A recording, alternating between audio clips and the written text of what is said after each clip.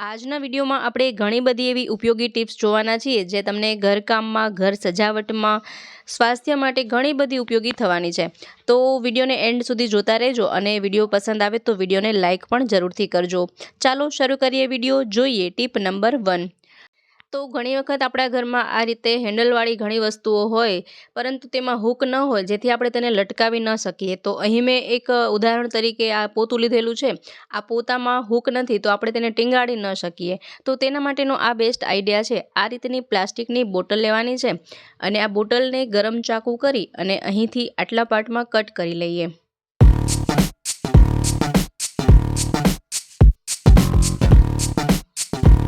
ત્યાર પછી તેનું ઢાંકણ આપણે ખોલી લઈશું અને તે જ ગરમ ચાકુથી તેમાં આપણે હોલ લગાવી લેવાનો છે.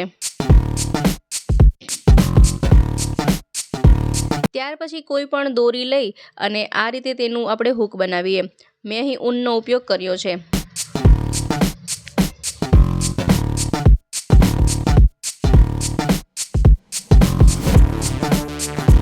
ત્યાર પછી અહીં આપણે ગાંઠ લગાવી દઈએ, જેથી કે તે દોરી નીકળી ન જાય. હવે આ બોટલમાં તે ઢાંકણને ફરીથી બંધ કરી દેવાનું છે અને ત્યાર પછી આપણે એક મીણબત્તી લઈશું અને મીણબત્તી સળગાવી અને આ બોટલ જે છે તેને આ રીતે હાથામાં આપણે પહેરાવી દઈએ. જો ત્યાર પછી મીણબત્તીમાં આ રીતે તેને થોડું થોડું તપાવી લઈએ, ગરમ કરીએ, જેથી શું થાય કે તે પ્લાસ્ટિક છે તે એકદમ સંકોચાય અને તે આ હાથામાં એકદમ ફિટ થઈ જશે. જુઓ આ રીતે, જેથી કે સરસ એવું હેન્ડલ બની જશે. ત્યાર પછી આપણે આ પોતું લટકાવી શકીએ. આ આઈડિયાનો ઉપયોગ સાવરણી માટે પણ કરી શકાય, અથવા તો કોઈ પણ આ રીતના હેન્ડલવાળા જે સાધનો હોય તેમાં તમે આ રીતે ઉપયોગ કરી શકો છો અને હૂક બનાવી શકો છો. ખૂબ જ બેસ્ટ અને ઇફેક્ટિવ આઈડિયા છે. ત્યાર પછી જોઈએ નેક્સ્ટ આઈડિયા.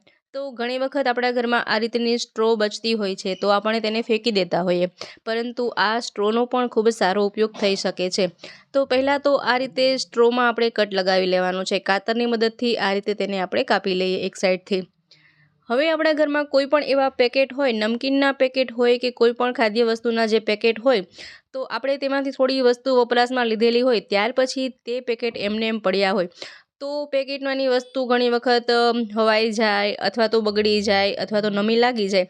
તો તેના માટે તમે આ રીતે આ જે સ્ટ્રો છે તેને આ રીતે લગાવી અને પેકેટને તમે ફરીથી પેક કરી શકો છો.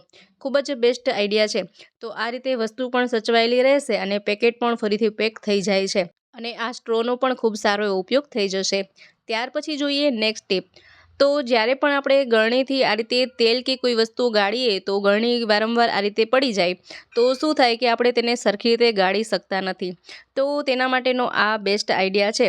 જો જ્યારે પણ ગરણીથી આ રીતે કંઈ ગાળવાનું હોય, તો આપણે પહેલાં એક ચમચી લઈશું અને ચમચીને આપણે ગરણીમાં આ રીતે રાખી દેવાની છે. જો આ ચમચી મોટી હોય, ન રહી શકે, તો આ રીતે જે પ્લાસ્ટિકની આઈસ્ક્રીમની ચમચી આવતી હોય તેને તમે આ રીતે રાખી શકો છો. હવે આમાં આપણે તેલ કે કંઈ પણ ગાળીએ ને તો જરા પણ ગરણી આમ તેમ હલશે નહીં અને તે વ્યવસ્થિત રીતે તેલ વગેરે ગાળી શકાશે. તો આ પણ ખૂબ જ બેસ્ટ અને ઇફેક્ટિવ આઈડિયા છે. ત્યાર પછી જોઈએ નેક્સ્ટ આઈડિયા.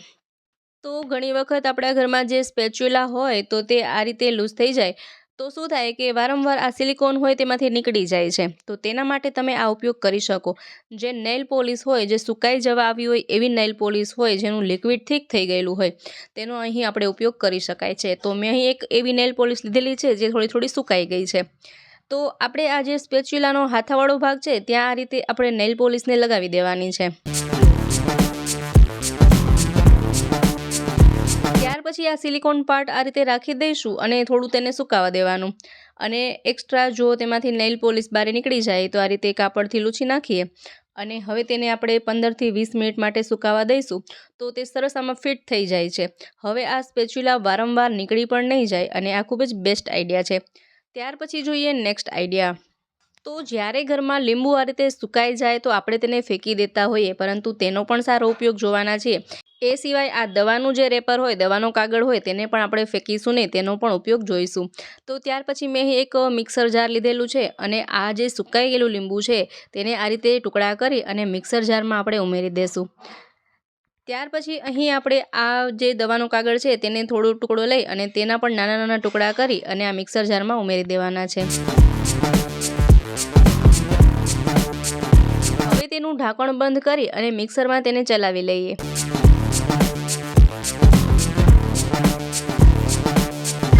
આખા જમાં લીંબુના છોતરા ફેલાઈ જાય ત્યાર પછી તેમાં થોડું પાણી ઉમેરી અને ફરીથી આપણે મિક્સરને ચલાવીશું।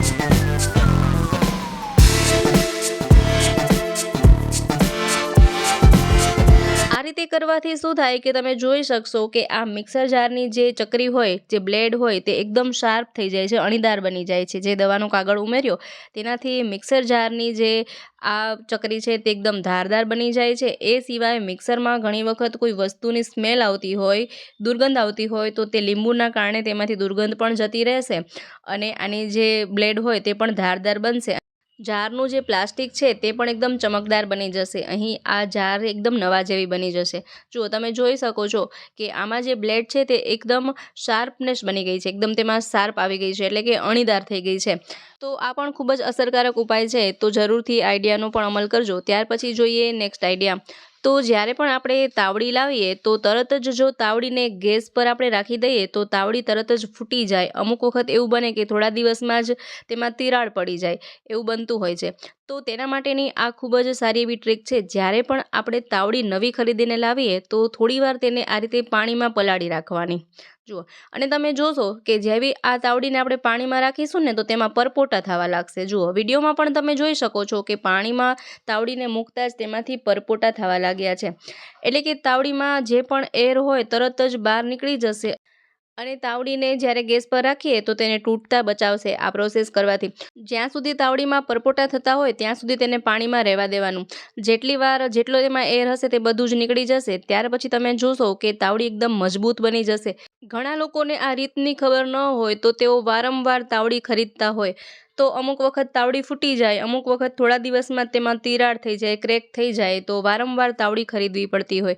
પરંતુ આ પ્રોસેસથી તમે જોઈ શકશો કે તાવડી ઘણા લાંબા સમય સુધી પણ ક્યારેય તૂટશે નહીં અને આ રીતે તમે તાવડીને મજબૂત બનાવી શકો છો। તો અહીં 2 મિનિટ પછી આ તાવડીને પાણીમાંથી બહાર કાઢી લઈએ। અને બીજી વાત જોઈએ કે જો આપણે ગેસ પર રસોઈ કરતા હોઈએ તો હંમેશા આ રીતે કાણાવાળી તાવડી હોય તે ખરીદવાની, અને જો તમે ચૂલા ઉપર રસોઈ કરતા હોય તો કાણા વગરની જે તાવડી આવતી હોય તે ખરીદવાની। આ કાણાવાળી તાવડી હોય તે સ્પેશિયલી ગેસ માટે હોય છે, કારણ કે ગેસનો તાપ ચૂલા જેટલો વધારે નથી હોતો, તો તેના માટે આપણે કાણાવાળી તાવડીનો ઉપયોગ કરવાનો છે। તે પછી જોઈએ કે ઘણી વખત એવું થાય કે તાવડી જૂની થઈ જાય તો તેમાં આ રીતે પોપડી વગેરે વળી જતું હોય। જ્યારે આપણે રસોઈ કરીએ તો ક્યારેક રોટલો કે રોટલી દાજી જાય તો તેની પોપડી વળી આ રીતના તેમાં પોપટા ચોંટી જાય, તો તેને આપણે એમને એમ કાઢીએ તો ન નીકળે અને તાવડી તૂટી જવાની બીક રહે। તો શું કરવાનું કે ગેસની ફ્લેમ ઓન કરી અને તાવડીને થોડી ગરમ થવા દેવાની। જેવી તાવડી ગરમ થશે તો તેના પર જે પણ આ પોપટા કે પોપડી જે પણ લાગેલું છે તરત જ નીકળી જશે અને તાવડી ફરીથી તમે ક્લીન કરી શકો છો। તો તાવડીને ક્લીન કરવાની આ જ પદ્ધતિ છે।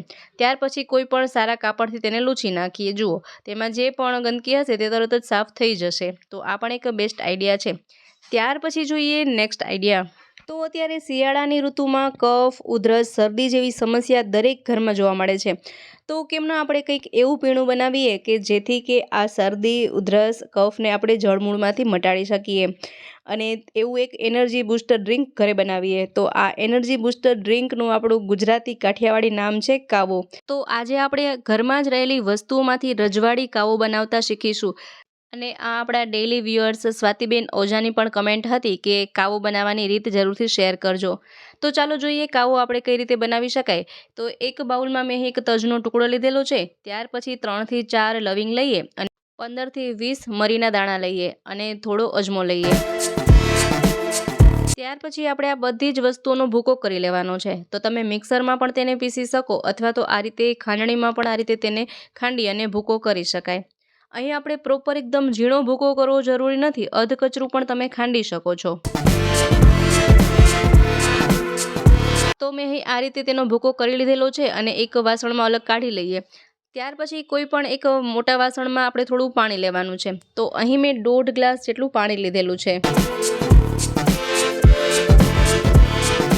હવે આ પાણીને ગેસ પર ગરમ થવા માટે રાખી દઈએ।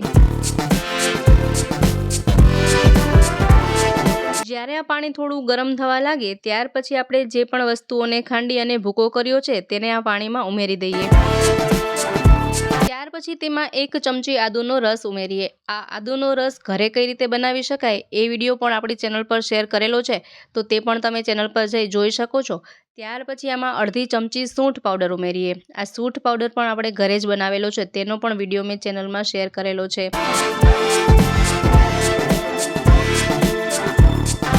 ત્યાર પછી અડધી ચમચી ફુદીનો પાવડર એડ કરીએ। આ ફુદીનાનો પાવડર આપણે ઘરે કઈ રીતે બનાવી શકાય એ આઈડિયા પણ મેં ચેનલ પર શેર કરેલો છે, એ વિડીયો પણ શેર કરેલો છે। ત્યાર પછી આમાં અડધી ચમચી મીઠું ઉમેરીએ અને અડધી ચમચી સંચર પાવડર ઉમેરીએ અને અડધી ચમચી શેકેલા જીરુંનો પાવડર ઉમેરીએ। હવે આ બધી જ વસ્તુઓને સારી રીતે મિક્સ કરી લઈએ અને હવે આને ઉકળવા દઈએ। અહીં આપણે 1.5 ગ્લાસ પાણી લીધેલું હતું, તો તેને એટલું ઉકળવા દેવાનું કે 1.5 ગ્લાસ પાણીમાંથી 1 ગ્લાસ પાણી થઈ જાય ત્યાં સુધી આપણે તેને ઉકાળતા રહીશું। આ કાવો જે છે તે જેટલું વધારે ઉકળે તેટલો તેનો સ્વાદ સરસ આવે છે। હવે આમાં તમે ગોળ મિક્સ કરી શકો અથવા તો સાકર પણ મિક્સ કરી શકો, પરંતુ જે રજવાડી કાવો હોય તેમાં થોડો ગળ્યો ટેસ્ટ હોતો નથી, તો મેં અહીં આ રીતે બનાવેલું છે। તો આ જે રજવાડી કાવો છે તે ગમે તેવી શરદી હોય, ઉધરસ હોય કે કફ હોય, તો કફ, શરદી અને ઉધરસનો દુશ્મન છે। તરત જ શરદી, કફ અને ઉધરસ તેનાથી મટી જાય છે। સાથે કબજિયાતની પ્રોબ્લેમ હોય તો કબજિયાત પણ મટે છે। અને પાછું ટેસ્ટમાં પણ કેવું કે જરા પણ તેનો ટેસ્ટ પણ કડવો લાગતો નથી। એવી બધી વસ્તુ આપણે આમાં મિક્સ કરી છે ને કે તેનો સ્વાદ પણ ચટપટો આવે છે। ત્યાર પછી જ્યારે કાવો બની જાય ત્યાર પછી તેમાં અડધા લીંબુનો રસ ઉમેરી દઈએ, જેથી કે તેનો થોડો ખાટો ટેસ્ટ પણ આવે। તો આ ટેસ્ટમાં પણ બેસ્ટ અને કોઈ પણને ભાવે। જો એક વખત તમે આ કાવાનો ટેસ્ટ ચાખી લેશો તો આઈ એમ શ્યોર કે અઠવાડિયામાં 2 વખત તો તમે જરૂરથી કાવો બનાવશો। અહીં લીંબુને આપણે કાવો બની જાય ત્યાર પછી જ એડ કરવાનું છે, ઉકળતી વખતે તેમાં લીંબુ એડ નહીં કરીએ। જુઓ, કાવો અહીં બનીને રેડી થઈ ગયો છે। હવે આપણે એક ડિસ્પોઝેબલ ગ્લાસમાં તેને ગાળી લઈએ। ખૂબ જ ટેસ્ટી એવો આ કાવો બને છે। તો ખૂબ જ સરળ રીતથી મેં અહીં સમજાવ્યું છે કે રજવાડી કાવો તમે ઘરે કઈ રીતે બનાવી શકો છો। તેનો ટેસ્ટ પણ એટલો જ બેસ્ટ હોય છે। તો જ્યારે પણ ઘરમાં કોઈને પણ શરદી, કફ, ઉધરસ, કબજિયાત જેવી કોઈ પણ પ્રોબ્લેમ હોય તો આ રીતે તમે કાવો બનાવી શકો છો। જુઓ, તો અહીં રેડી છે શરદી, ઉધરસ અને કફનો દુશ્મન એવો રજવાડી કાવો। તો આ કાવો જરૂરથી તમે પણ બનાવજો। આઈ હોપ કે આઈડિયા પણ તમને ખૂબ જ ઉપયોગી પણ થયો હશે અને ગમ્યો હશે। ત્યાર પછી જોઈએ નેક્સ્ટ આઈડિયા। તો ઘણી વખત ઘરમાં દોરાની ખાલી રીલ આ રીતે વધતી હોય છે, તો મેં અહીં 15થી 20 એવી દોરાની ખાલી રીલ લીધેલી છે। તો આપણે તેનો પણ ઉપયોગ જોઈ લઈએ। તો ત્યાર પછી આપણે એક પ્લેટ લઈશું અને તે પ્લેટમાં આ રીતે આપણે આ રીલના નાના નાના ટુકડા કરી લેવાના છે। તો આ રીતે તમે કાતરથી પણ સહેલાઈથી ટુકડા કરી શકો છો અથવા તો ચાકુથી પણ આ રીતે ટુકડા કરી શકાય છે। જુઓ, આ રીતે તમે અલગ અલગ પ્રોસેસ તમને બતાવી રહી છું, તો આ રીતે તમે ટુકડા કરી શકો છો અને સહેલાઈથી ટુકડા થઈ જાય છે।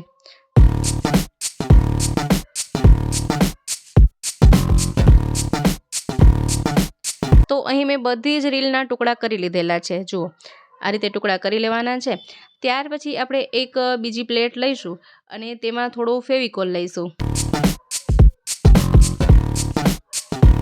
તો આ રીતે ફેવિકોલને પ્લેટમાં આપણે ઢોળી લઈએ અને ત્યાર પછી આપણે જે પણ ટુકડા કર્યા છે તેને બધા જ એમાં ઉમેરી દેવાના છે અને બધા ટુકડાને ફેવિકોલવાળા કરી લઈશું। તો અહીં બધા જ ટુકડા ફેવિકોલવાળા કરી લીધેલા છે। ત્યાર પછી આપણે આ રીતે એક ફુગ્ગો લઈશું, એક બલૂન લેવાનું છે અને તેમાં માર્કરથી આ રીતે રાઉન્ડ શેપ માર્ક કરી લઈએ, ડ્રો કરી લઈએ। જો, હવે જેટલો શેપ આપણે ડ્રો કર્યો છે ને તેમાં આપણે આ ટુકડા ચોંટાડવાના નથી। એ સિવાય જેટલો પાર્ટ છે તેમાં આ રીતે આપણે બધા જ ટુકડા ચોંટાડી દઈએ। જો, ટુકડા ચોંટાડવા માટે તમે આ રીતે ચીપિયાનો ઉપયોગ કરી શકો છો।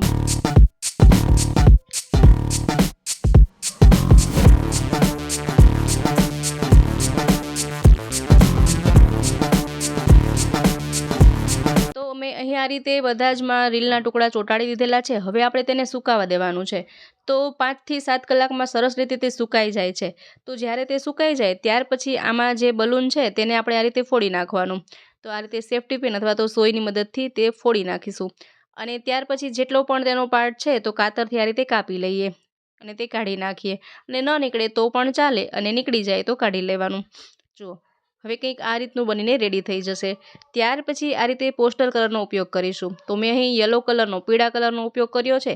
આ રીતે રીલ પર આપણે પીળો કલર લગાવી દઈએ। એકદમ વ્યવસ્થિત રીતે કલર લગાવવો જરૂરી નથી, ફક્ત આ રીતે ઉપરથી કલર લગાવીએ તો પણ ચાલે। ત્યાર પછી મેં અહીં લાઇટ પિંક કલરનો ઉપયોગ કર્યો છે, આછા ગુલાબી કલરનો ઉપયોગ કર્યો છે। તેને આ રીતે પીળા કલરની ઉપર જ થોડું થોડું લગાવી દઈએ, જેથી કે તેમાં એક ડબલ લુક આવી શકે। જો તો કંઈક આ રીતનું બનીને રેડી થઈ જશે। ત્યાર પછી આ રીતના આર્ટિફિશિયલ પાંદડા હોય તેને આ રીતે રાખી દેવાના અને ત્યાર પછી આપણે નાળિયેરનો જે કૂચો વધ્યો હોય તેને આ રીતે રાખી દઈશું। નાળિયેરના છોતરા હોય તેને રાખીએ અને ત્યાર પછી ચકલીનું કપલ લીધેલું છે મેં, આ રીતે ચકલીનું કપલ તેમાં રાખી દેવાનું છે। તો ખૂબ જ સરસ એવો આર્ટિફિશિયલ માળો બનીને રેડી થઈ જશે। આ રીતે આર્ટિફિશિયલ પાંદડા હોય તે પણ રાખી શકાય અને તે સિવાય જો વધારે એક્સ્ટ્રા ચકલીઓ હોય તો આ રીતે આપણે સાઈડમાં તેને ચોંટાડી શકાય, આ રીતે માળાની ઉપર તેને ચોંટાડી શકાય। ખૂબ જ સરસ લુક આવે છે અને જોતાં પણ એટલું સરસ લાગે છે અને ઘરમાં રાખ્યું હોય તો પણ તેનો ખૂબ જ સરસ શો આવે છે। જોતાં લાગે જ નહીં આપણે આ વેસ્ટ એવી રીલમાંથી બનાવ્યું હશે। તો ફ્રેન્ડ્સ, આશા રાખું છું કે આજના દરેક આઈડિયાઝ તમને ખૂબ જ પસંદ આવ્યા હશે। કયા આઈડિયાઝ તમને સૌથી વધુ પસંદ આવ્યા છે મને કમેન્ટ બોક્સમાં જરૂરથી જણાવજો। સાથે જ વિડીયો પસંદ આવ્યો હોય તો વિડીયોને લાઇક કરજો, શેર કરજો તેમજ અમારી ચેનલ પર નવા હોય, પહેલી વાર ચેનલ પર વિઝિટ કરી રહ્યા હોય તો ચેનલને સબસ્ક્રાઈબ પણ જરૂરથી કરજો। ફરી મળીએ નવા વિડીયોમાં નવા જ આઈડિયા સાથે। ત્યાં સુધી જોતા રહો અમારી ચેનલ બી ક્રિએટિવ।